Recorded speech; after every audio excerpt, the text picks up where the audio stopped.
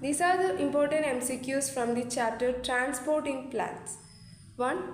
The rupture and fractionation do not usually occur in water column, in vessels or tracheids during the ascent of sap because of A. Weak gravitational pull, B. Transpiration pull, C. Lignified thick walls, D. Cohesion and adhesion.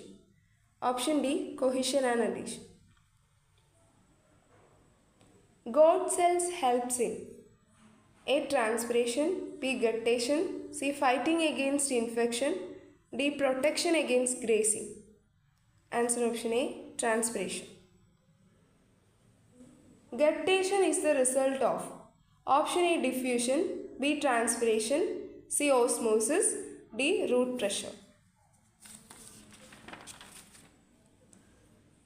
The water potential of pure water is option A. Less than 0, B. More than 0 but less than 1, C. More than 1, D. 0. Option D. 0.